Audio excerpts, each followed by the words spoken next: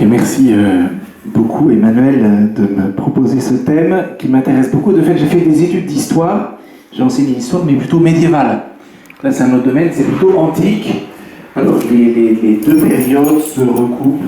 Il y a quand même quelques méthodes un peu identiques. J'ai prévu une partie de mon exposé en livret. J'en ai que 22. C'est un peu plus nombreux. Donc, ceux qui je vous les fais passer, peut-être un pour deux pour l'instant, si vous voulez. Et puis, de toute façon, le Père Emmanuel a la version. Donc, s'il y a des photocopies à faire après, voilà, vous l'aurez. Il y a quelques copies, excusez-moi, ça sera le jeu quand vous saurez de l'original. Voilà cette question, Jésus historique, est-ce que Jésus a vraiment existé? J'ai tout de suite réellement existé. Et si on commençait à dire que Jésus n'a pas existé, il faudrait remettre en cause la majorité des personnages de l'Antiquité. Certains pour lesquels on a un seul document, par exemple Vercingétorix, par la guerre des Gaules, personne ne nous en parle. Et donc si la guerre des Gaules est fausse, Vercingétorix n'a pas existé. Donc, un souci, non. Mais la question est quand même intéressante parce qu'elle nous est souvent posée et on n'a pas souvent les arguments pour répondre. La question aussi arrive à un certain moment de développement dans la foi, quand on est ado, on commence à se poser des questions et on essaie de chercher et de creuser aussi pour avoir une preuve un peu tangible. Donc c'est aussi un peu l'enjeu pour que vous répondiez à vos ados ou à ceux que vous croiserez. Et puis même pour nous, ça fait du bien de voir un peu quelles sont les sources qui nous parlent de Jésus. Voilà, et de ce qu'on peut en dire. Alors, je vous avouerai, là, je vois que je suis quand même un peu un imposteur, parce que l'objectif c'est un peu de répondre à Michel Onfray, mais je n'ai pas lu son bouquin. Je n'ai pas voulu l'acheter, je me suis dit, ça lui ferait trop de pub. Donc, je ne vais pas parler de Michel Onfray, mais il ressasse, il recycle de vieux arguments qu'on nous sort depuis Voltaire, à peu près. Voilà. Alors, cette petite distinction, tout de même, si les historiens sont unanimes pour dire que Jésus est un personnage historique et qu'il a existé, ils distinguent deux questions. La question historique, c'est un personnage, est-ce qu'il est né, est-ce qu'il est mort, qu'est-ce qu'il a fait? Voilà. Et la question de la foi, qui ne concerne pas l'étude historique, à savoir, est-ce qu'il est ressuscité et est-ce qu'il est le Fils de Dieu? Ça, l'historien ne se prononcera pas sur cette question, donc moi-même, même si vous connaissez mes convictions, ça ne sera pas l'objet de mon propos ce soir. Au contraire, ça sera utiliser ces méthodes historiques pour essayer de nous plonger et se dire qu'est-ce qu'on peut dire de cette existence de Jésus-Christ. Et ça va être alors un peu technique, c'est-à-dire on va se plonger dans les sources qui nous parlent de Jésus. Voilà. Les premières, ce sont les sources profanes, que je vous propose de regarder. Enfin, toutes les sources, une source profane, et puis les sources chrétiennes non testamentaires, je vous expliquerai. Et puis se poser la question, mais je crois que l'abbé Renaud le fera après moi, sur la question, est-ce que l'on peut porter un crédit aux sources bibliques? Voilà, d'un point de vue historique. Est-ce que la Bible est une source historique fiable? Et je pense que je n'aurai pas le temps de traiter la troisième partie, pour qu'on prenne un peu de temps de discussion s'il y a des questions. Regardez un peu les passages de la vie de Jésus à la lumière des sciences historiques et des données historiques. Un point un peu préalable, c'est que en histoire antique, on avance beaucoup avec des hypothèses. C'est-à-dire que si vous avez un historien de l'Antiquité qui vous affirme de manière péremptoire une chose ou son contraire, il faut s'en méfier. Voilà, parce que les sources ne sont pas non plus pléthoriques. Vous allez voir que pour Jésus, elles sont nombreuses pour un personnage de l'Antiquité. Voilà. Mais pour un personnage contemporain, ce serait ridicule. Alors, avant de me plonger dans mon propos, un petit coup de bibliographie. Alors, vous avez évidemment Benoît XVI sa trilogie Jésus de Nazareth, l'enfance de Jésus et les deux taupes de Jésus de Nazareth, mais il est théologien et exégète, donc il apporte aussi ce point-là. Comme historien, je vous recommande Jean-Christian Petit-Fils, Jésus, qui est vraiment extraordinaire. C'est un moderniste, donc un spécialiste de Louis XIV, voilà, mais qui s'est plongé sur Jésus, et c'est remarquable d'un point de vue historique. Les exégètes ne supportent, donc ceux qui étudient la théologie du Nouveau Testament n'aiment pas beaucoup, mais c'est remarquable. Et puis ce petit ouvrage que je vais vous faire passer, il existe plus ou moins, c'est Brunor, je ne sais pas si vous connaissez, Les Indispensables, et il avait fait une enquête sur l'historicité de Jésus, qui est une excellente vulgarisation, plus qu'une vulgarisation d'ailleurs, pour des ados, ou pour des grands ados, ou pour des vieux ados, ou même pour nous, c'est formidable. Ça, je vous le passe, comme ça, si vous vous ennuyez quand je parle, vous pouvez avoir un peu de lecture. Alors, les sources. Quelles sont les sources que l'on peut utiliser pour parler de Jésus? Est-ce qu'on a des sources profanes qui nous parlent de Jésus-Christ? La réponse est oui. Et non des moindres.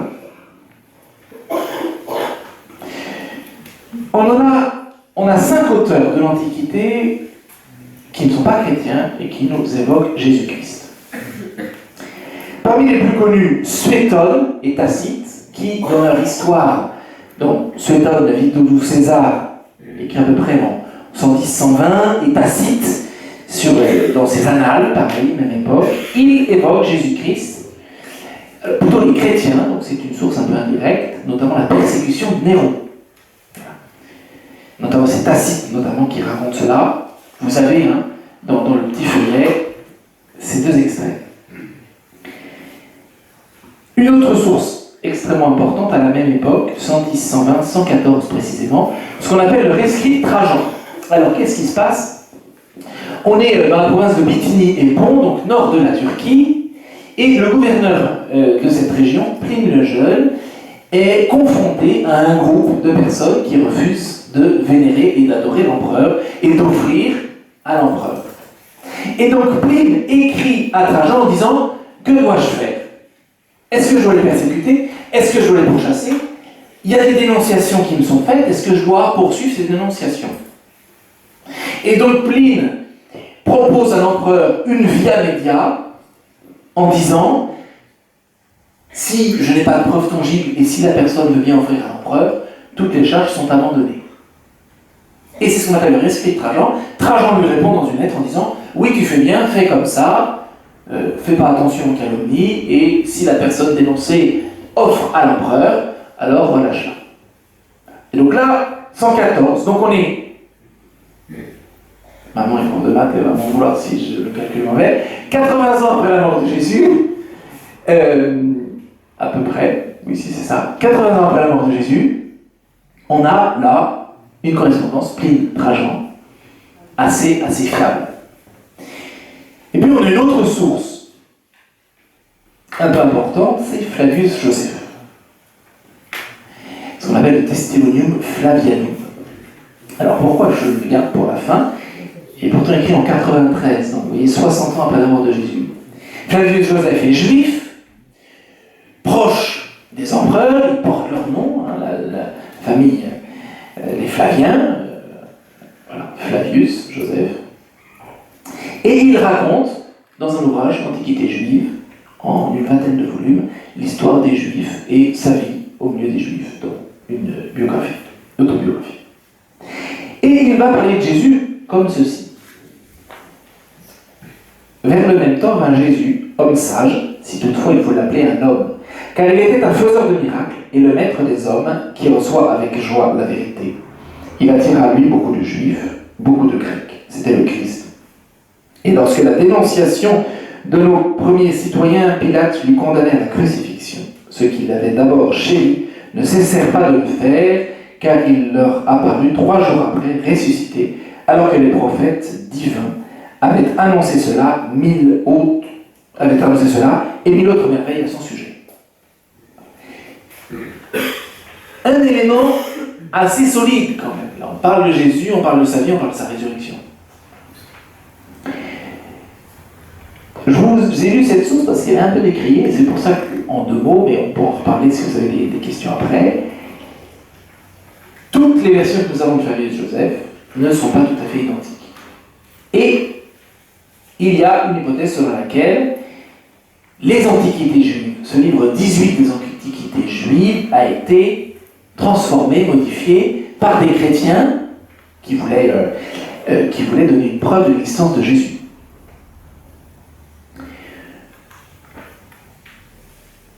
Première réponse qui doit se trouver, je suis convaincu que Michel Onfray utilise cet argument dans son bouquin, donc qu'est-ce qu'on peut répondre à ça? La première chose, c'est que même si Flavius Joseph a été transformé, il y a les autres sources profanes. C'est pas parce qu'on en a lu, pardon, c'est pas parce qu'une est fausse que les autres le sont. Premier élément. Deuxième élément, la falsification à l'époque médiévale, elle est quand même plutôt grossière. Et là, on voit quand même une forme de finesse. Flavius Joseph n'affirme pas qu'il est devenu chrétien. Dans les falsifications, notamment dans un apocryphe qu'on appelle les épîtres de Paul à Sénèque, Sénèque devient carrément chrétien. Et les lettres, il n'y a pas forcément de fond, c'est juste un aveu de Sénèque qui devient chrétien. Ça, c'est un faux. Et là, Flavius Joseph, vous voyez, il y a quand même une forme de précision. Homme sage, les chrétiens n'auraient pas dit de Jésus que c'était un homme sage. Les chrétiens auraient encore plus déployé, une falsification médiévale, ils auraient encore plus déployé ce récit sur Jésus-Christ. Voilà. Et puis il y a 2 autres passages où Flavius Joseph qui parle de Jésus, ou qui corroborent ce que disent les évangiles. Un passage sur Saint Jean-Baptiste, et un autre passage sur Jacques le Juste, donc le premier évêque de Jérusalem, le frère de Jésus, le cousin de Jésus. Que conclure sur ces sources profanes, même si on exclut Flavius Joseph? Si je parle comme ça va? Levez la main ceux que ça dérange. C'était mieux avant? Oui. D'accord. Bon, donc on continue avec les images. Quelle conclusion? D'abord, 5 sources profanes pour nous parler d'un même événement et d'un même personnage, c'est beaucoup. Je vous ai mis dans le développement à la page 3 ou 4 le nombre de sources que nous avions sur la mort de Jules César. Combien avons-nous de récits de la mort de Jules César? 6. Et tout le monde connaît la mort de Jules César. Tout coucou Émile et là, il est lacéré de 40 coups de couteau par Brutus. Tout le monde connaît ça, tout le monde l'a lu. 6 sources qui nous le disent. Vous voyez, autant que de sources profanes qui nous parlent de Jésus. Et des sources profanes qui sont assez proches de l'événement, moins d'un siècle, alors que pour la mort de Jules César, ce sont des sources qui ont entre, alors la première elle a seulement 30 ans, mais la 6e, elle a, c'est 200 ans d'écart. Voilà, Dion Cassius, c'est 235, voilà, alors que Jules César est mort en 44. Ça, c'est un premier élément. Et deuxième élément assez important comme argument, c'est que ces sources que je vous ai citées ne parlent pas seulement de Jésus-Christ, elles parlent aussi des débuts de l'Église. C'est-à-dire qu'on n'est pas en train d'avoir des sources qui nous parlent d'un mythe ou d'un personnage mythique. On a des sources qui nous parlent d'un regroupement de personnes, d'une communauté qui se retrouve au nom d'une personne et qui en font mémoire.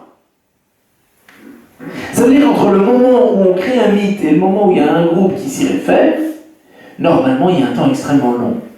Ça se fait pas en 5 ou 10 ans. Et donc là c'est un argument. En voyant Tacite, Suétone, qui parle des chrétiens et pas de Jésus, c'est un argument pour dire qu'il y a bien un événement, Jésus-Christ, qui a bouleversé cette Palestine du 1er siècle.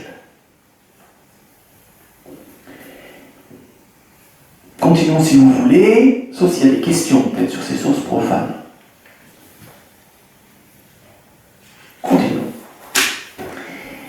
Il n'y a pas que ces sources profanes et que l'Évangile qui nous parlent de Jésus-Christ. Peut-être que certains le savent, et certains connaissent ce qu'on appelle les apocryphes. Levez la main ceux pour qui le mot apocryphe est familier. Très bien. Est-ce que certains ont lu un texte apocryphe? Bon, quelques-uns. C'est indiscret de vous demander lesquels? Thomas. Thomas, Philippe, Marie, je viens de découvrir le texte de l'évangile de Nicodème, il faut que je l'imprime pour le dire. D'accord. Et puis il y a celui de Jacques, il y en a... Il y en a un grand nombre, en effet. Il y en a des quarantaines, cinquantaines, si c'est pas plus. Vous les trouvez à la Pléiade. Hein. Et il y a un dernier lecteur des apocryphes au fond. Non. Les apocryphes, je vous en parlais, et puis les textes des premiers chrétiens. Ce qu'on va appeler des écrits apostoliques au 1er siècle, c'est-à-dire des auteurs qui ont connu les apôtres, qui ont discuté avec les apôtres, certains textes des apôtres eux-mêmes, qui n'ont pas été retenus dans le Nouveau Testament, mais qui existent. Ce sont souvent des textes qui ont été connus au 1er, 2e et 3e siècle et qui ont disparu voilà, dans les méandres de l'histoire et qu'on a redécouvert au 19e et 20e siècle. Le plus connu, je ne vous en ai pas mis d'extrait, mais c'est la Didaché. Je vous en parlais tout à l'heure. Donc, apostolique, 1er siècle. Et au 2e siècle, de nouveau une profusion de textes qu'on va appeler les écrits des pères apologètes, donc des gens qui défendent la foi chrétienne. Mis bout à bout, apocryphes du 1er et 2e siècle et les écrits des pères apostoliques et apologètes, on a entre 50 et 60 textes. Pour l'Antiquité, c'est énorme. Énorme. Donc c'est des éléments nouveaux pour nous parler de Jésus, des éléments nouveaux, et qui ne sont pas... qui sont très diversifiés. Alors, on va prendre, si vous voulez, quelques textes apocryphes. Alors, quelle est la distinction entre les apocryphes et les apostoliques? C'est-à-dire qu'un écrit apostolique, ce qu'on appelle, donc il vient des apôtres ou de l'entourage des apôtres, et il est conforme à la foi catholique. Un écrit apocryphe, on va en lire certains, vous allez voir, c'est un peu surprenant. On voit bien qu'il y a un peu d'imagination. Là, il y a du mythe. Si par exemple, ces derniers textes que je vous ai mis sur la feuille, on lit dans les actes de Pierre, la rencontre de Pierre avec Simon le magicien, je vous le lis, ça c'est un texte du 2e siècle. Alors, Simon le magicien, vous vous souvenez peut-être, c'est acte 8, Saint-Pierre va en Samarie, et en Samarie, il rencontre un certain Simon, qui est épaté du fait que Saint-Pierre fasse des miracles. Et Simon dit, moi j'ai envie de faire pareil. Et Saint-Pierre dit, je te baptise, et puis tu n'auras pas plus de pouvoir que ça. Et donc Simon est baptisé, et il disparaît des actes des apôtres. Et dans cet apocryphe des actes de Pierre, Simon le magicien devient un opposant à Saint-Pierre. Alors je vous lis le texte. Alors Simon le magicien, se tenant debout sur un lieu élevé et regardant Pierre, s'éleva dans les airs. Tout le monde le voyait de tout Rome, élevé au-dessus de ces temples, de ces collines. Les croyants, eux, détournaient les yeux vers Pierre. Et Pierre, à la vue de ce spectacle inouï, cria vers le Seigneur Jésus en disant, « Vite, Seigneur, montre ta face, que tombant des airs, il ressent une extrême faiblesse, qu'il ne meure pas, mais qu'il soit épuisé et se brise la jambe en 3 endroits. Et tombant des airs, il se brisa la jambe en 3 endroits. Alors on le lapida, puis chacun rentra chez soi, tous désormais ayant foi en Pierre. » Voilà. Là, on voit un peu l'aspect mythique.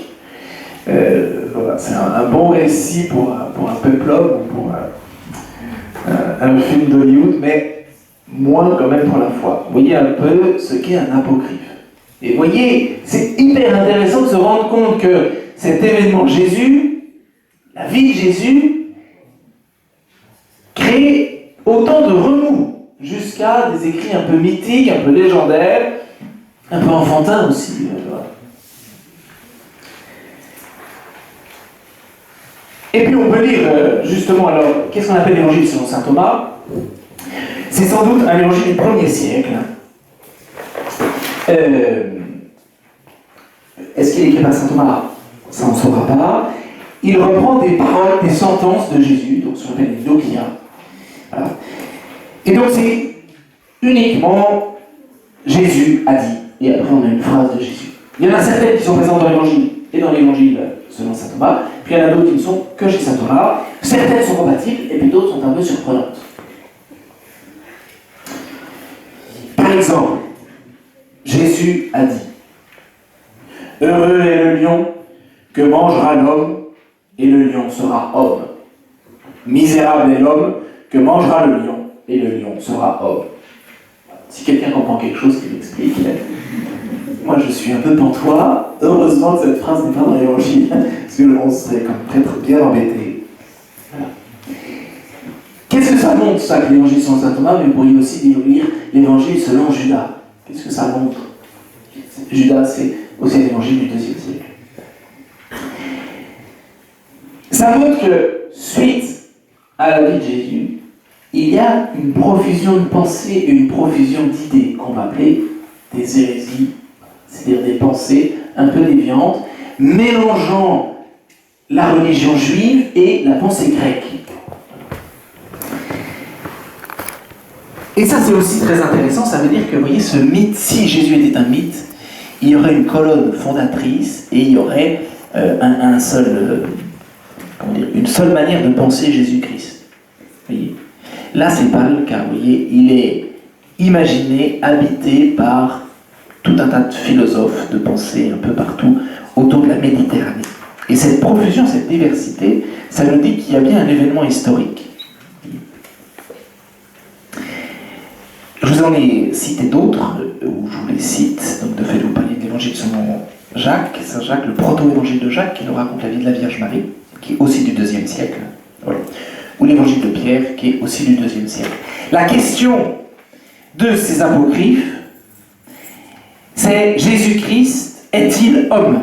Puisqu'il est ressuscité, on l'imagine plutôt Dieu, et on a du mal à revivre, à penser sa passion.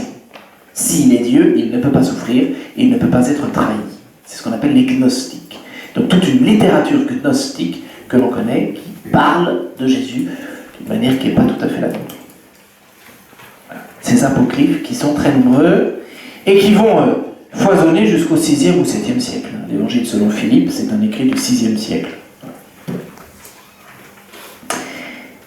Les apocryphes. Et puis les autres écrits, les écrits apostoliques.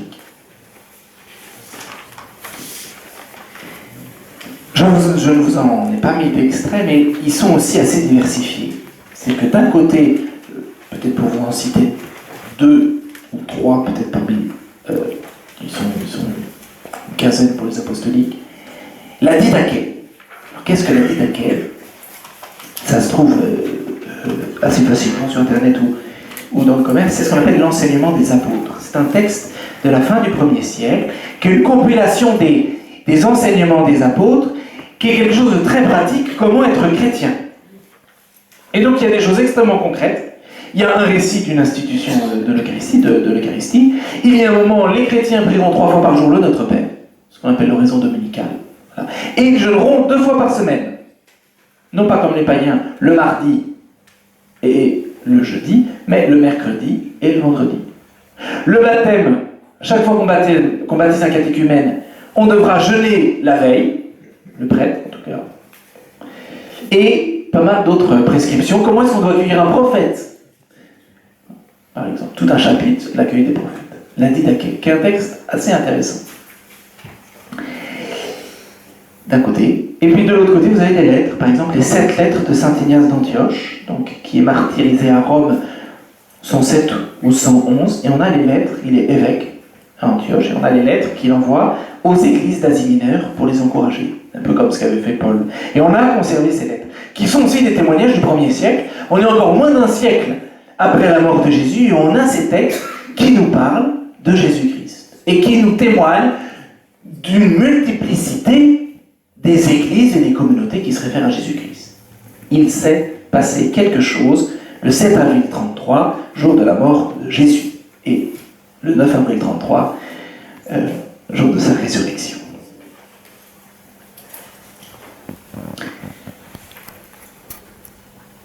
Voilà pour ces sources, je vous le redis, bout à bout, on a une 60aine d'œuvres qui nous témoignent de Jésus-Christ. 60aine d'œuvres du 1er et du 2e siècle. Y a-t-il des questions sur cette première partie? Oui. Sur les dates que vous venez de dire, le 7 et le 9 avril 33. Oui. Alors qu'il est prouvé qu'on n'est pas entre. C'était pas en 33, je crois qu'il y avait un écart entre 3 et 7 ans. Non. C'est-à-dire l'an 0 nous correspondait, je crois. Oui, mais c'est. Oui. Donc. Oui, mais ça sera comme le 7 avril. Là, c'est pas sur son âge. Je vous dis pas quand est-ce qu'il est né. De fait, historiquement, il est plutôt né en -7, vous avez raison. Mais de fait, l'an 0 tombe en 0. Enfin, oui. Ça ne change pas la date de l'an 0 qui n'a pas existé, mais oui. Il est bien mort le 7 avril 33. Il avait sans doute pas 33 ans, mais c'était 33.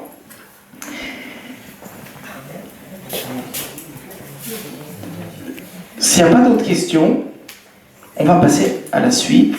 Est-ce que les évangiles sont fiables? Et j'aimerais qu'on commence par un petit exercice. Je cherche 3 personnes qui remplissent 2 conditions. Avoir un papier et un crayon, et avoir vécu un même événement, par exemple, la messe de dimanche matin, admettons, celle de 10 heures. Qui est à la messe à 10 heures dimanche matin, et qui a un papier et un crayon avec lui? 1 personne, 2 personnes, 3, ça serait pas mal. Ils sont pas très pratiques chez nous. Tantôt peut-être un autre horaire, 11h30, peut-être 11h30. Ah il y a du 2.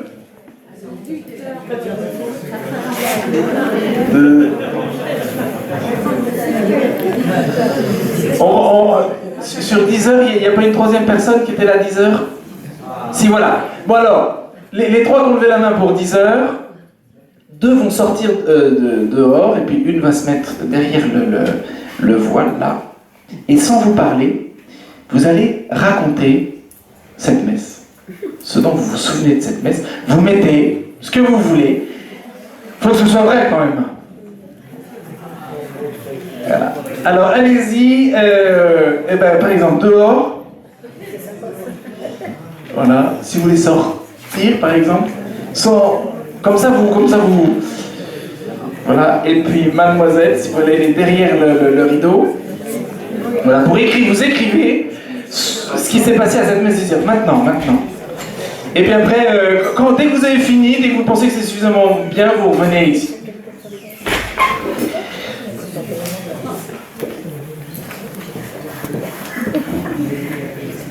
Alors, en attendant une petite introduction sur les sources bibliques, et notamment le Nouveau Testament. Peut-être que vous savez d'ailleurs combien il y a de livres dans le Nouveau Testament. Le 27, exactement. 27 livres. C'est quand même pas mal. Hein. Vous vous souvenez, la mort de César, on en a 6. Là, dans le Nouveau Testament, c'est 27. De facture et de genre différents. 4 évangiles, 21 épîtres, un récit historique et un récit apocalyptique.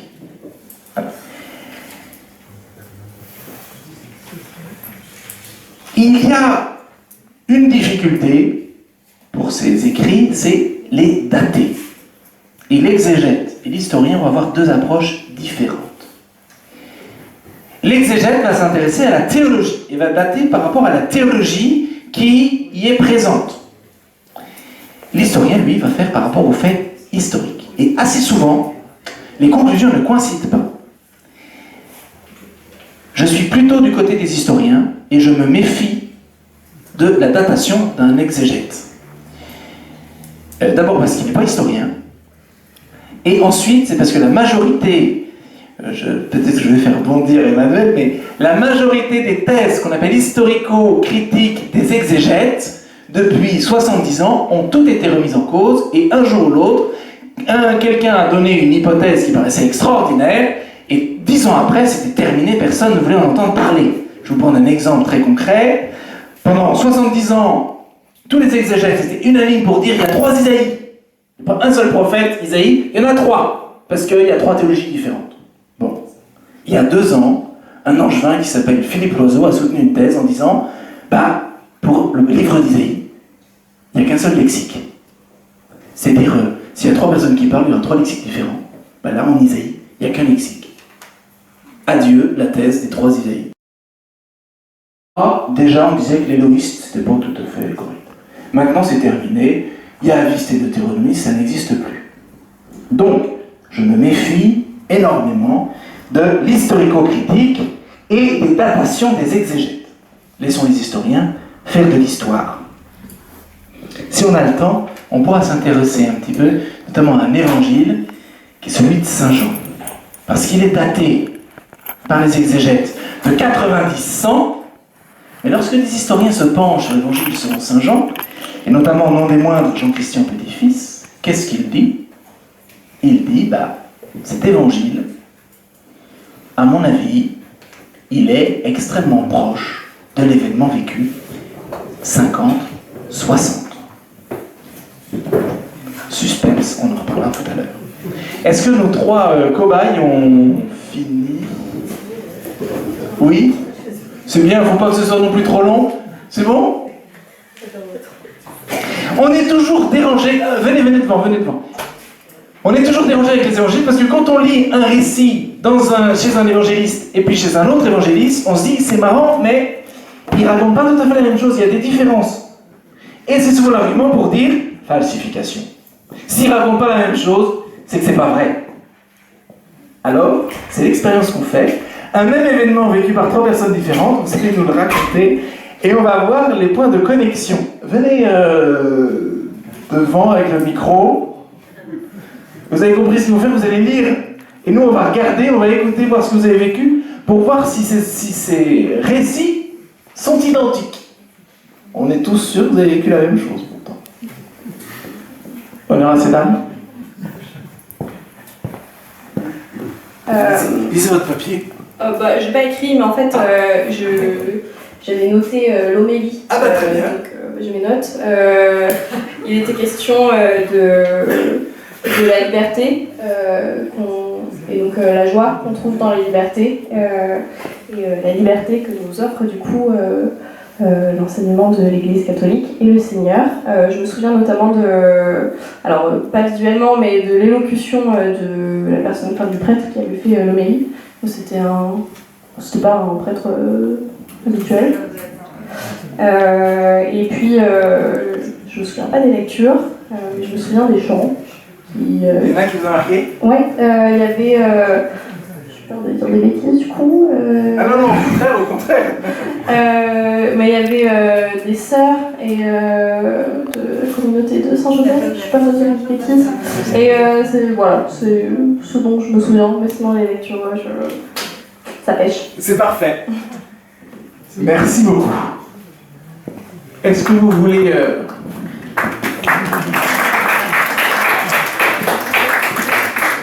Vous voulez passer quoi ? Alors là, la difficulté, c'est de lire ce que vous avez noté sans être influencé par ce qu'elle a dit. Donc là, c'était Saint-Nicolas. Là, c'était donc à l'église Saint-Nicolas. Donc l'abbé Dandinier a présenté les 2 autres prêtres qui vont célébrer. Donc un père de la communauté Saint-Joseph et accompagné de sœurs et d'un frère, et un dominicain qui est en Haïti. Voilà, le père d'Hérouville.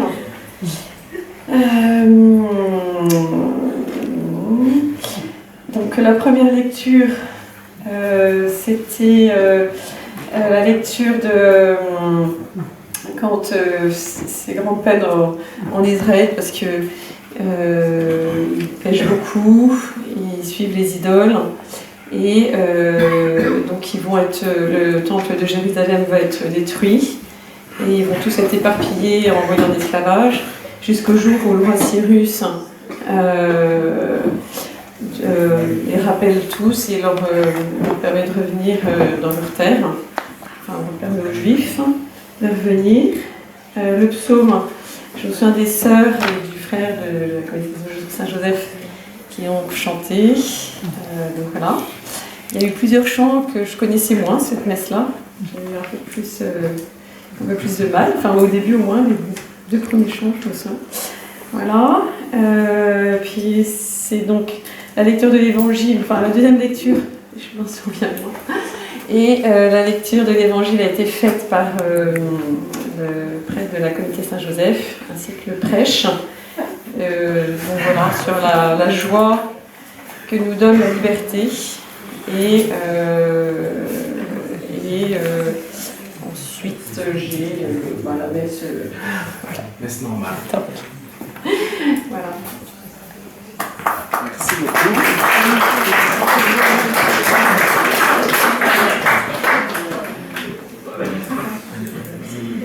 Donc le Père Emmanuel présidait, il y avait 2 prêtres qui allaient célébrer, dont un qui était en mission dans notre pays, je ne me rappelle plus lequel.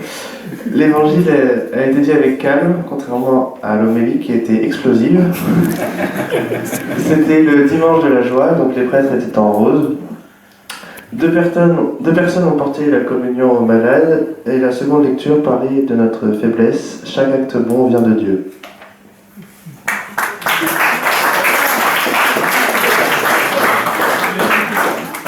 Voilà, l'exercice était très bien, merci aux participants, pour vous montrer qu'un même événement vécu par 3 personnes différentes, il y aura 3 récits différents. Là, on a la démonstration. Voilà. Et donc, c'est normal que confronté à un même événement, raconté par 2 ou 3 témoins différents, il y ait des changements dans la narration. Et des changements un peu parfois significatifs. L'un se souvenait de la deuxième lecture, donc si Paula avait parlé de la deuxième lecture, ceux qui ne s'en souvenaient pas en racontant voilà, la messe, eh ben, quelqu'un aurait pu dire c'est pas la même messe qu'ils ont vécue. Certains vont être attentifs aux personnes, voilà, aux couleurs, et puis d'autres aux chants. Donc, ces contradictions apparentes dans les récits évangéliques, entre un récit chez Saint Jean, un récit chez Saint Luc ou chez Saint Matthieu, confirment une véracité des propos. S'il y avait eu un mythe fondateur composé de toutes pièces, le récit aurait été parfaitement identique. Et je crois que c'est même la méthode dans la police scientifique. Quand ils confrontent des témoins, ils vérifient que les témoignages ne soient pas tout à fait identiques et qu'il y ait quelques points de différence. Sinon, s'il n'y a aucune différence entre les différents récits, eh bien, c'est qu'ils se sont mis d'accord sur une même version.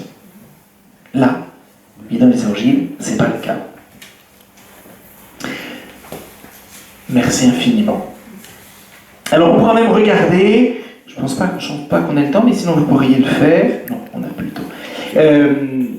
Je vous ai mis dans les documents ce qu'on appelle une synopse, c'est-à-dire 2 évangiles, l'un face à l'autre.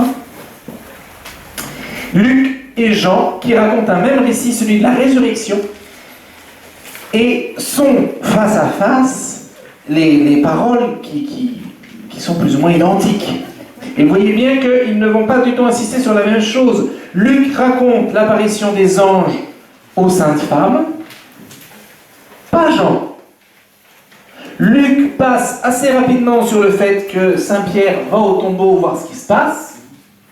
Jean insiste sur ce qui se passe dans ce tombeau avec Pierre et Jean.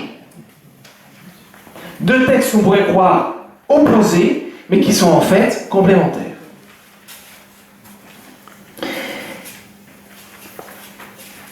Qu'est-ce qu'on peut dire sur ces sources bibliques ?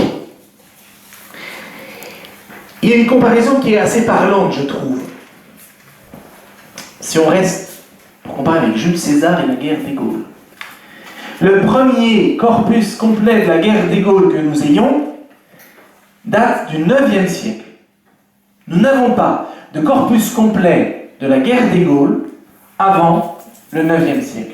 Et le deuxième document, qui fait un peu date, il est à Toulouse, il est du 13e siècle. Je vous ai mis les noms et les références.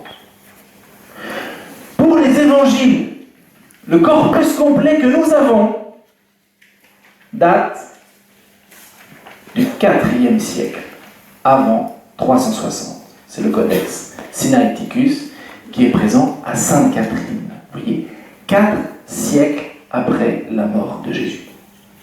C'est du jamais vu dans l'Antiquité. Donc, si on commence à dire les évangiles sont mystifiés, alors, pourquoi est-ce que la guerre des Gaules ne le serait pas? Avec 9 siècles d'écart, combien de falsifications auraient pu être mises? Et on en a deux, en fait, codex complets avec les écritures du Nouveau Testament, le codex Sinaiticus et le codex Vaticanus, qui date aussi du IVe siècle. Et les extraits, les premiers fragments du Nouveau Testament, dont on est sûr, il y en a de 68, on n'est pas tout à fait sûr, ce dont on est sûr, c'est début 2e siècle. Vous avez les références et les passages bibliques. Début 2e siècle, l'évangile selon Saint Jean, voilà, Jean 18, 36, 19, 7, Saint Matthieu et un passage de l'Apocalypse qui date aussi du 2e siècle, dans le 1er chapitre. Et dans ces recherches en histoire antique, le Nouveau Testament est ce qu'on appelle un apax, c'est-à-dire unique en son genre. Confirmé, reconfirmé, reconfirmé. Et donc dire que Jésus, l'histoire de Jésus aurait été inventée est particulièrement saugrenu. Et ce que doivent reconnaître les historiens, et ce que fait Jean-Christian Petit-Fils. Jean-Christian Petit-Fils est chrétien, il est catholique pratiquant même, il me semble. Mais ce que fait Jean-Christian Petit-Fils, c'est de dire que, comme historien, on ne peut pas fermer les yeux sur la mort et les 3 jours qui suivent la mort de Jésus. Il s'est passé quelque chose. On n'enterre pas un Messie, ou quelqu'un qui se proclame Messie, avec après une explosion des communautés en moins de 20 ou 30 ans. Il s'est passé quelque chose. L'historien pourra se prononcer ou non, s'il considère que c'est une résurrection ou non. Mais il s'est, là, dans ces 3 jours, passé quelque chose. Il y a eu de nombreux messies à l'époque de Jésus, il y en a plein qui se sont fait appeler Messie, et tous leurs noms ont été oubliés. Si vous voulez les retrouver, il faut lire les Antiquités juives de Flavius Joseph, qui a fait un peu la liste, et qui parle de certains qui se sont fait passer pour Messie et qui sont morts dans des combats épiques contre les Romains. Notamment à Massada, par exemple. Mais celui-ci, il est resté. Et son témoignage s'est répandu d'une manière un peu incroyable.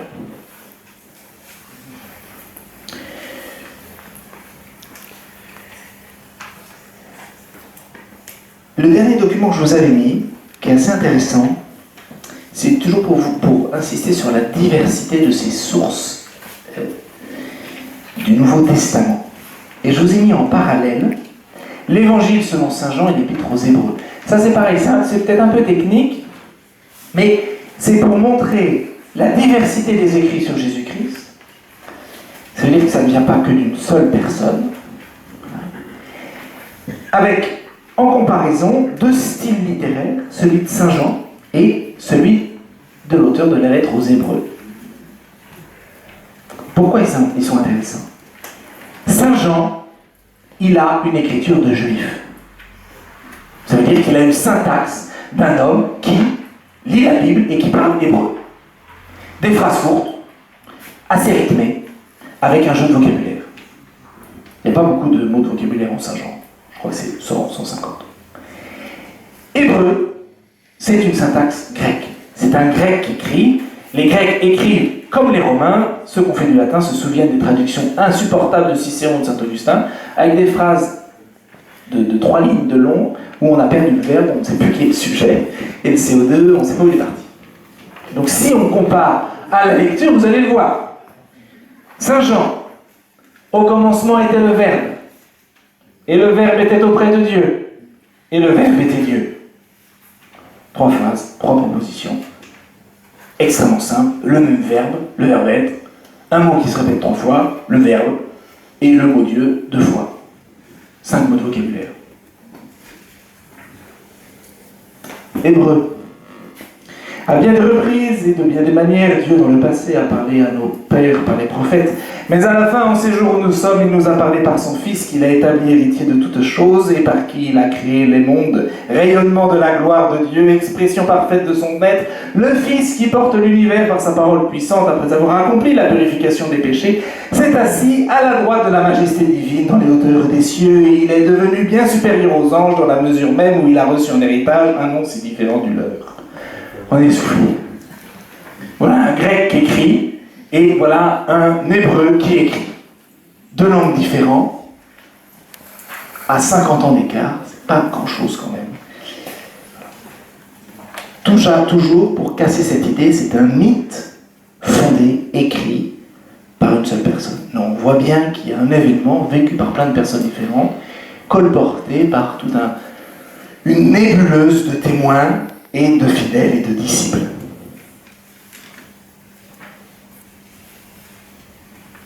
Peut-être un dernier argument, c'est peut-être un peu plus pêle-mêle là, excusez-moi, j'ai un peu quitté mes fiches, donc j'espère que vous y retrouvez, mais pour la composition du Nouveau Testament, ce qu'on appelle le canon, cette liste de textes dans le Nouveau Testament. Oui.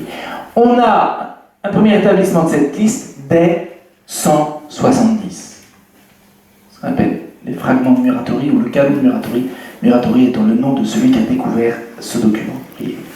C'est-à-dire que 150 ans après la mort de Jésus, on a déjà un corpus complètement stabilisé, figé, répandu dans tout le bassin de la Méditerranée. Ça veut dire qu'on a des textes qui sont écrits déjà depuis quelque temps, qui sont médités depuis quelque temps et qui servent de base pour un certain nombre de communautés. Et qui font consensus.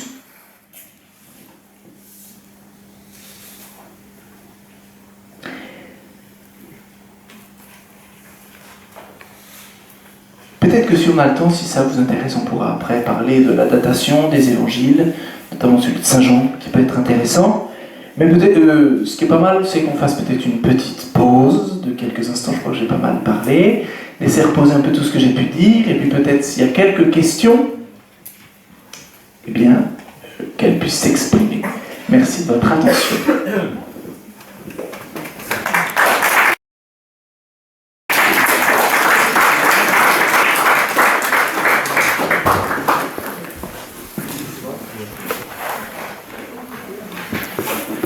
J'ai coupé le truc.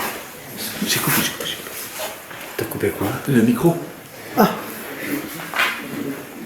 Ce qui serait très bien, c'est que vous posiez votre question là-dedans. Alors allez-y. Vous avez le droit de ne pas être d'accord, de poser des questions gênantes. Il ne sera pas gêné.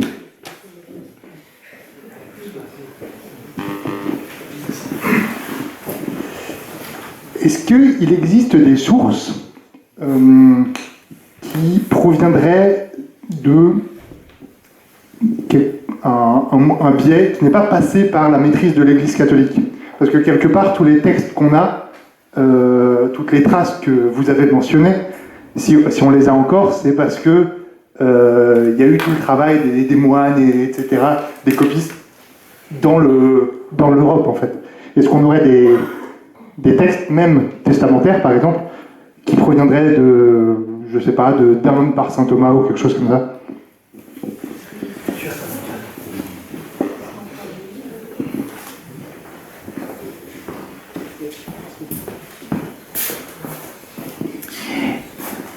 Église catholique, vous avez dit. Et oui, la majorité des sources, elles ne sont pas passées par les catholiques. Celle qu'on a des catholiques, c'est le Codex Vaticanus, mais le Codex Sinaiticus, c'est au Mont Sainte-Catherine, dans le Sinaï, et c'est en terre orthodoxe. Donc, il y a d'autres documents. Alors, passer par l'Inde, non. Il y a des évangiles qu'on a retrouvés écrits en arabe. Voilà. Adversus Ereses de Saint Irénée, une des sources aussi de la fin du IIe siècle, qui est en fait la version, elle est en géorgien ou en arménien.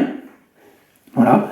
Donc c'est passé par un biais chrétien, bien sûr, mais pas par l'Église catholique. Et la majorité des textes que je vous ai cités ne sont pas passés par l'Église catholique. C'est-à-dire que les apocryphes ont été perdus par les latins occidentaux. Si on n'a pas utilisé la Didaché, c'est qu'on ne l'avait plus. On l'a retrouvé notamment dans les recherches autour de Nag Hammadi au 19e et 20e siècle, donc en Égypte. C'était des textes médités par les moines du désert en Égypte, mais qui avaient disparu de l'Église catholique. Voilà, donc la majorité des textes ne sont pas passés, vous voyez, par l'Église catholique.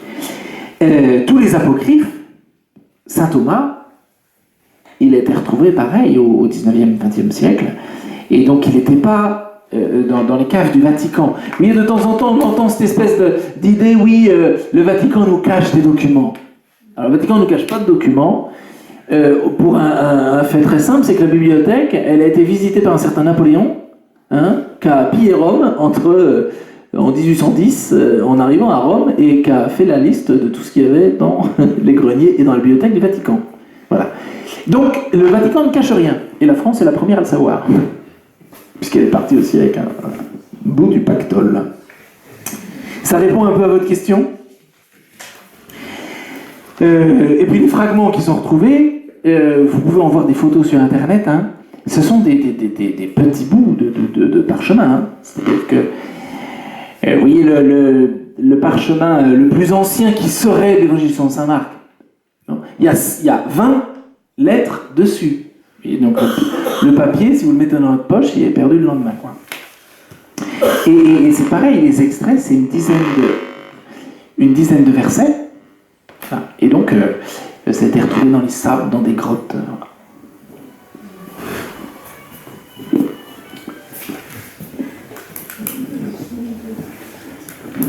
Question ?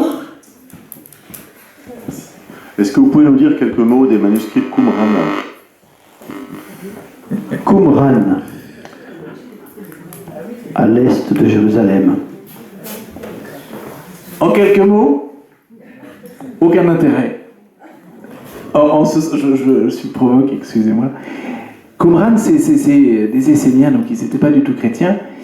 Il n'y a pas de source chrétienne à Qumran. C'est-à-dire que Qumran est intéressant pour l'Ancien Testament. On a retrouvé des livres bibliques de l'Ancien Testament à la lettre près, par rapport aux versions qu'on avait déjà, mais et par rapport à ce qu'on appelle les apocryphes de l'Ancien Testament, donc des textes qui ne sont pas dans la Bible, mais qui ont été écrits 3-4 siècles avant Jésus-Christ. Voilà. Mais il n'y a pas de texte chrétien. Qumran, le site de Qumran est désaffecté en 68, je crois. 68-70, quand Titus prend Jérusalem et toute la Palestine. Voilà. Enfin, c'est des Esséniens, a priori, c'est pas tout à fait des Esséniens. On est encore, vous voyez, ça c'est les recherches antiques. Aujourd'hui, on dit plus que c'est des Esséniens. On pense que en fait c'est une bibliothèque de la part des grands prêtres qui allaient là-bas pour écrire les manuscrits qui étaient nécessaires pour l'éducation des grands prêtres. Ce serait un centre comme un grand scriptorium, quoi. Là, c'est les dernières avancées et réflexions d'historiens. Voilà. Toutefois, le document que je vous ai cité, Saint Marc, là, 7Q5 de 68, il a été trouvé à Qumran. Mais certains disent c'est l'évangile selon Saint Marc, et d'autres disent ce serait plutôt la Genèse ou Daniel. Donc, ce fragment-là, ce n'est pas l'argument le plus important pour notre question. Ce qui ne signifie pas que ce n'est pas intéressant pour l'Ancien Testament. Oui, voilà. La question du Père Antoine concerne uniquement l'existence historique de Jésus. C'est le thème d'aujourd'hui. Et c'est extraordinaire pour comprendre et connaître le monde juif de l'époque de Jésus. Alors, ça, c'est extrêmement... Tu vas le retirer dans le micro, si tu veux bien. Oui, papa. Et c'est extraordinaire, Qumran, pour connaître et apprendre ce que ça nous dit du monde juif à l'époque de Jésus. C'est bien, mon fils, merci. Alors, une autre question. Comment on arrive à trouver la date du 7 et du 9 avril 33 pour la mort et la résurrection de Jésus? Comment on arrive à retrouver le 7 et le 9 avril de 33 dans l'existence de Jésus? Parce qu'on peut avoir la date de Pâques de n'importe quelle année, puisque ça tombe toujours à une date extrêmement précise, en comptant avec les lunes. Voilà. Et là, il y a un événement particulier, j'aurais dû réviser un peu plus, c'est que la mort de Jésus, on fait coïncider la date de Pâques avec un Shabbat. Et donc c'est assez rare, oui, puisqu'il est mort la veille du Shabbat. Et donc ça c'est assez rare. Et donc il y a deux possibilités en fait là, c'est où on suit la voie des synoptiques. Donc je crois qu'en fait on tomberait plutôt en 31 parce que où on suivrait Saint Jean, et il faut suivre Saint Jean.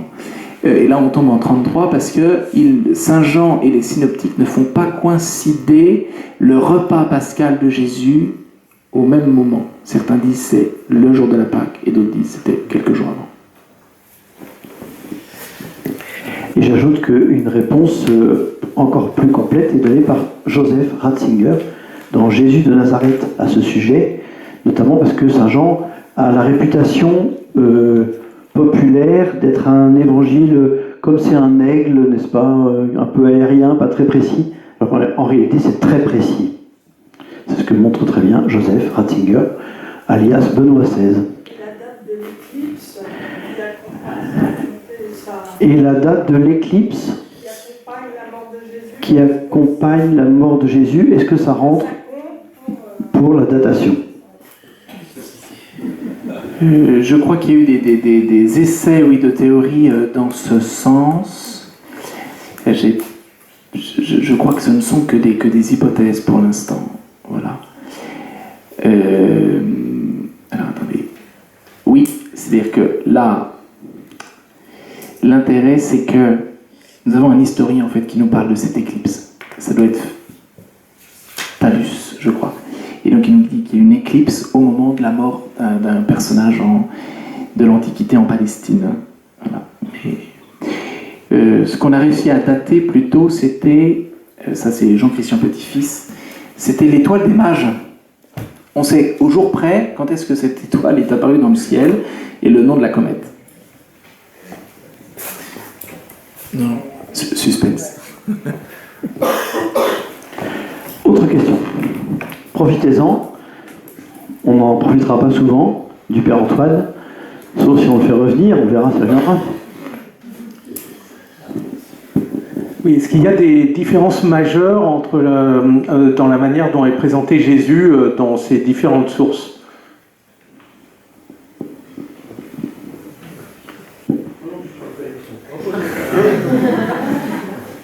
Non, mais par exemple au niveau de la résurrection, etc. Enfin, par exemple dans dans l'enfance de Jésus, dans certains apocryphes, il était considéré comme, décrit comme un peu colérique et tout. Il dit si tu portes des fruits, envers d'autres enfants, etc. Mais il peut y avoir des différences plus importantes dans le message ou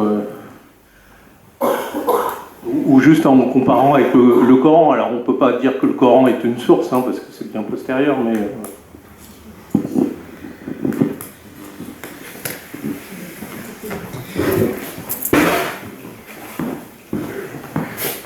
Oui, il y a différents visages de Jésus.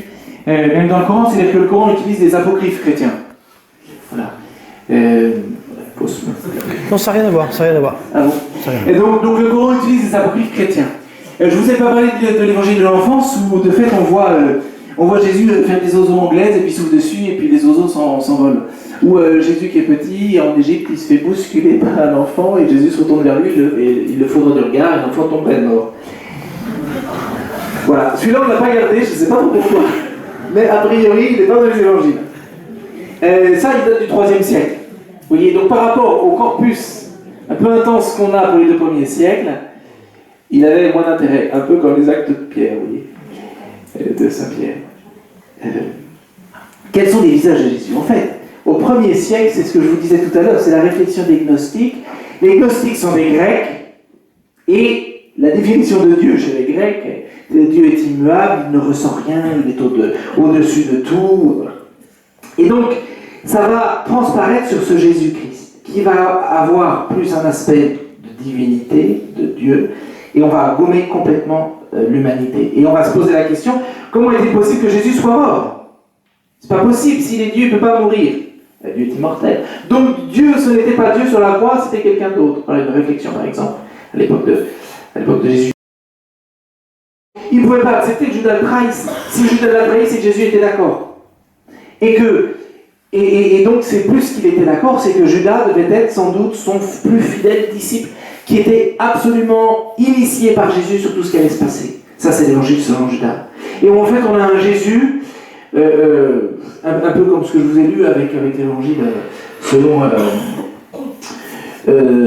saint Thomas. C'était un Jésus un peu lunaire, vous voyez, un peu éthéré, un culte du secret. Ça change de ce Jésus humain des évangiles synoptiques qui pleure, qui mange, qui boit, qu'on traite d'ivrogne ou de glouton.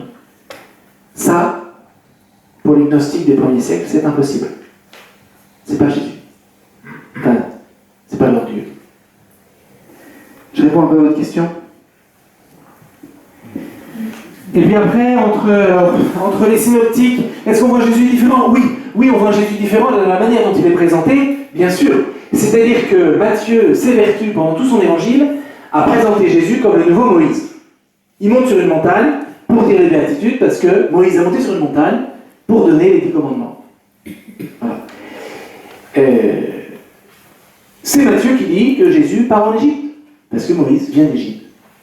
Et quand Moïse a annoncé la venue du Messie, pour Matthieu, il est extrêmement important de mettre le focus et l'accent sur tous ces passages où on peut dire que Jésus est le nouveau Moïse.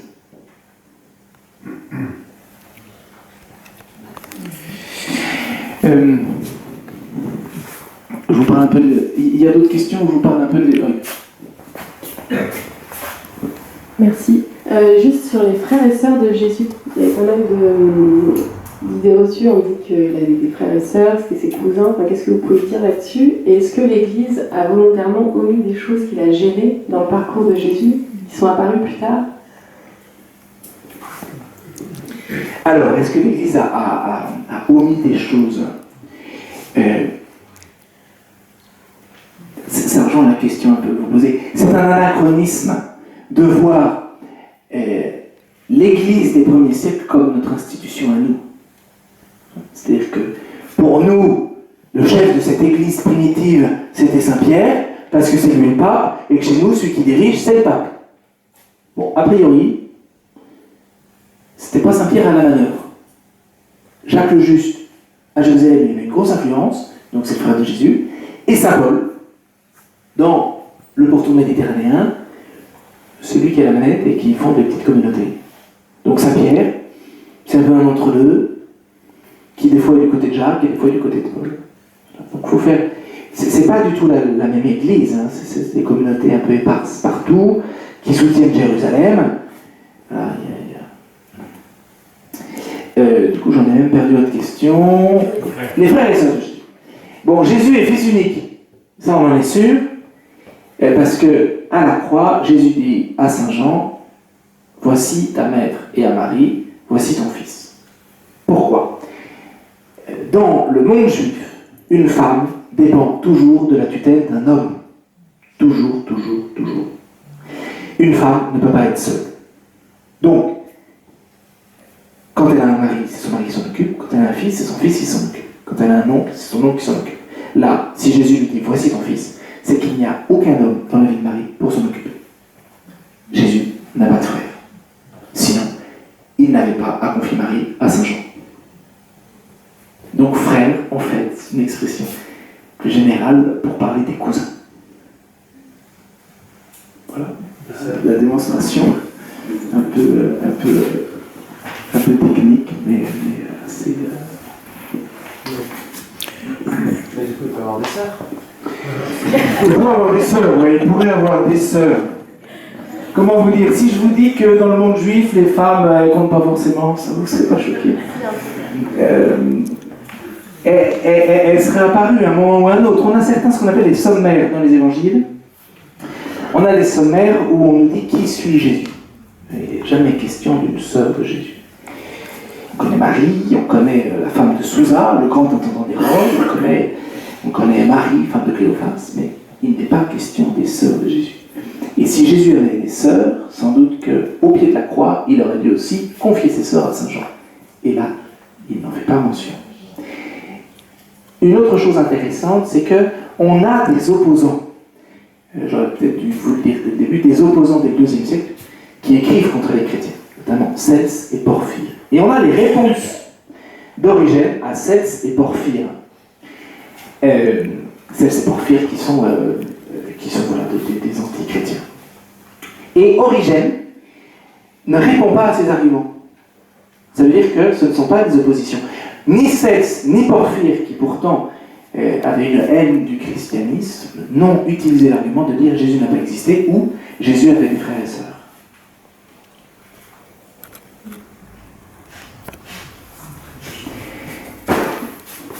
Et c'était là une question, les sœurs de Jésus? Oui, bah, du coup, ça en fait une deuxième.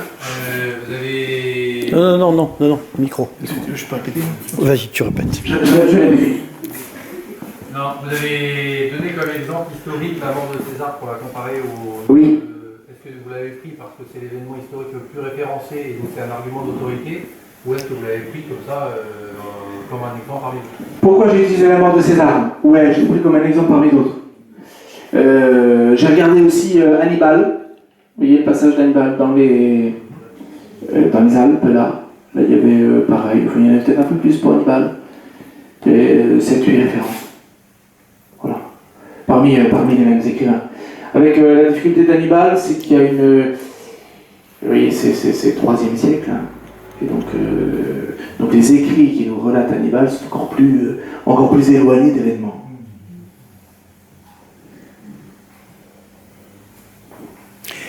Étant donné que tu ne répètes pas la question, tu donnes le micro au monsieur.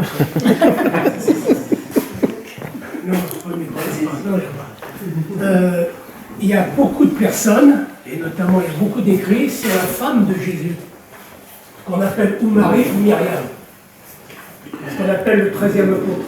Ouais. Alors on l'appelle le 13e apôtre parce qu'elle a vu Jésus ressuscité. Et un des critères pour dire que quelqu'un est apôtre, c'est parce qu'il a vu Jésus ressuscité. Si Saint Paul s'appelle apôtre, parce qu'il a vu Jésus ressuscité sur le chemin de Damas. Alors, d'où vient cette idée que Marie-Madeleine est la femme de Jésus? Elle vient justement d'un évangile que vous avez lu, qui s'appelle l'évangile selon Philippe, du 6e siècle, qui est un peu ancien. Et l'évangile de Philippe dit deux choses de la relation avec Marie-Madeleine. Que c'était sa compagne, et qu'il l'embrassait sur la bouche. Surprenant. Pas comme ça. Compagne, ça veut dire celle qui marche avec lui, puisque ces apôtres sont aussi appelés compagnons. Donc il y a la version féminine et la version masculine, une fois pour Marie-Madeleine et une fois pour les apôtres. Et embrasser sur la bouche, eh bien on le retrouve aussi dans l'évangile selon Judas. Jésus embrassait sur la bouche Judas, parce que ça n'a pas du tout la vision sexuelle que ça a aujourd'hui. Ça a au contraire une transmission du souffle. Et donc c'est un geste grec pour dire le maître et le disciple. D'ailleurs, au Moyen-Âge encore, et vous en retrouve des enluminures, le Seigneur, enfin le suzerain, embrasse sur la bouche sans la salle pendant le geste d'allégeance. Et le baiser fraternel qui reste entre les prêtres, quand ils se tapent sur le front là, c'était à l'origine ce fameux baiser de transmission du souffle. Voilà. Donc, en fait, c'est une relecture un peu anachronique de faire de Marie-Madeleine la compagne de Jésus, c'est une relecture anachronique avec nos repères à nous. Voilà. Je réponds à la question. Son tout rabbin était marié. Oui. Et lui était un rabbin. Rabbi. Il est appelé rabbi et il n'était pas marié. Exactement. Exactement. Il n'y a pas de femme qui le suive.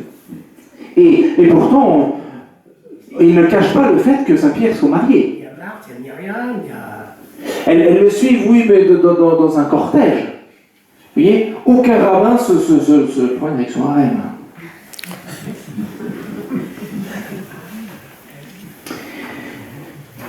D'autant que, vous voyez, Saint Paul assume son célibat. Donc il y a bien une forme de célibat, ça nous semble un peu surprenant, il y a une forme de célibat qui apparaît et qui devient un peu une mode.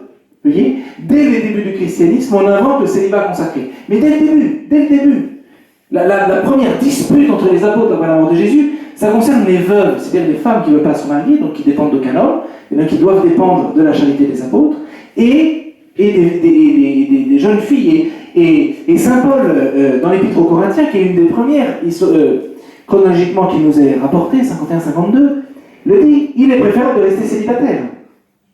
Vous voyez ? Donc, ou Saint Paul invente ça de lui-même, ou alors il tire ça d'une tradition, d'ailleurs Jésus le dit, Matthieu 19. Certains restent célibataires en vue du royaume, eunuques en vue du royaume. Et donc il y a un mouvement dans ce début du christianisme, historiquement qu'on note, ce célibat consacré, petite parenthèse d'ailleurs, qui va parfaitement révolutionner la place de la femme. Pourquoi ? Parce que les Juifs, les Romains, les Grecs voient la femme comme toujours dépendant d'un homme. Et le christianisme invente un truc extraordinaire, une femme qui ne dépend d'aucun homme, qui est émancipée. Avant Simone de Beauvoir, elle n'avait rien inventé, la pauvre. Vous voyez, 1er siècle déjà, l'émancipation des femmes de toute influence masculine. Et on va le retrouver dans les récits que vous connaissez, dans tous les récits des martyrs. Sainte Agnès, cette vierge qui veut se consacrer à Dieu, et un homme veut la prendre pour femme. Ça se passe mal, elle est martyrisée. Et Sainte Agnès, c'est pas la seule. On fait une petite liste. Oui. Est-ce que les hérésies viennent de sources différentes ou d'interprétations différentes? En particulier Jésus 100% homme ou 100% Dieu ou Répète la question. Est-ce que les hérésies viennent de sources différentes ou d'interprétations différentes? Vous voyez, il y a quelque chose de très intéressant. Quand on découvre le Jésus historique, là, je me mets du point de vue du prêtre. Donc les évangiles, j'espère pouvoir vous parler 2 minutes de la datation de Saint Jean. Si on garde une datation proche de l'évangile de Saint Jean, 50-60, ils sont écrits 20 ans après la mort de Jésus. Saint Marc, sans doute 64, et Luc et Matthieu, on estime 70-80. Voilà. Ça veut dire que la transmission de la foi entre 33 et 60 ou 50, comment s'est-elle faite? De manière orale, par la tradition, la transmission, et pas par l'écriture. Nous, aujourd'hui, pour connaître Jésus, on est obligé de passer par l'écriture. Eh bien, il était un temps où c'était la tradition seule qui transmettait la parole de Jésus. Et il y a d'ailleurs des choses de la tradition qui ne sont pas dans l'Évangile. Trouvez-moi où c'est noté dans l'Évangile que Jésus est tombé pendant son chemin de croix. Ben, vous pouvez chercher, il n'y a pas.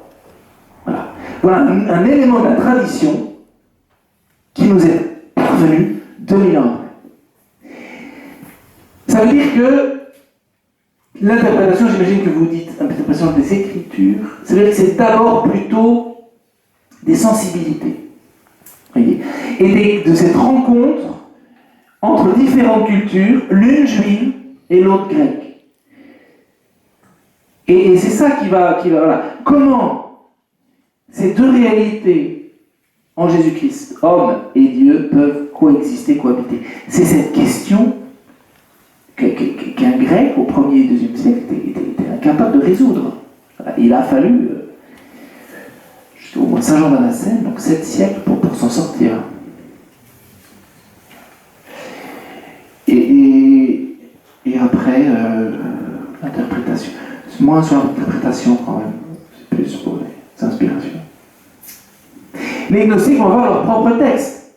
Bon, on en a perdu beaucoup, mais ils avaient leur propre corpus. Marcion, qui est un autre hérésiarque au IIe siècle, lui, se passe de l'Ancien Testament. Donc il écrit ses propres textes, sans référence à l'Ancien Testament, en considérant que l'Ancien Testament, c'est un Dieu de guerre qui est remplacé par Jésus-Christ, et c'est le démon. Moi,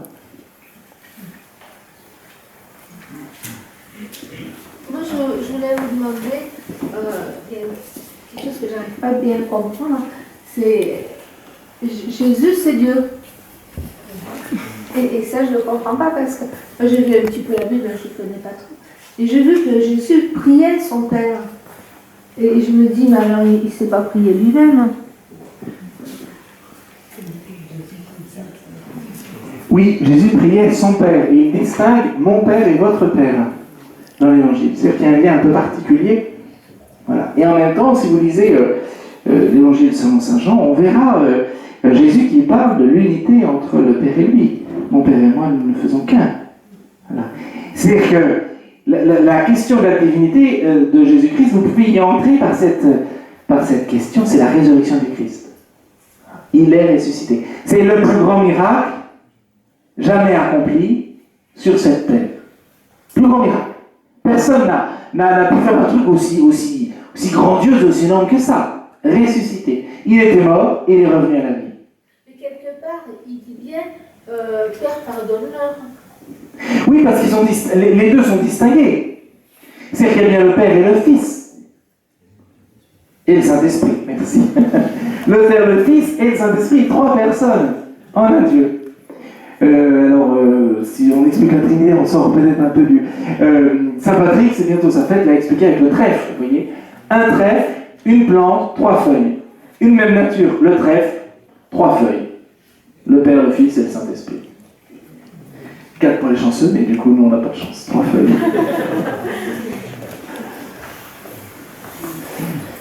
Combien de temps J'aurais voulu vous parler un peu de Saint Jean, quand même. Pourquoi est-ce qu'on peut dire que Saint Jean est proche? J'ai combien? J'ai 2 minutes. Parce qu'on compte plus pour répéter. Combien? 3 minutes. Pourquoi on peut dire que Saint Jean, c'est un des témoins les plus intéressants pour les historiens, et Benoît XVI se range à cette idée. Il y a de fait il plane, une belle théologie. Bon, comme je vous parle comme historien, ça va pas m'intéresser. On va regarder plutôt le témoin, Jean, comment il parle de ce qui se passe. Et vous pouvez prendre, pour ceux qui l'ont, la synopse, regardez la précision des termes que Jean emploie. Ce n'est pas un récit rapporté, c'est ce qu'il a vécu. Essayez de vous souvenir d'un événement qui s'est passé il y a 60 ans, vous n'aurez pas la même précision. Donc c'est la résurrection, bien sûr.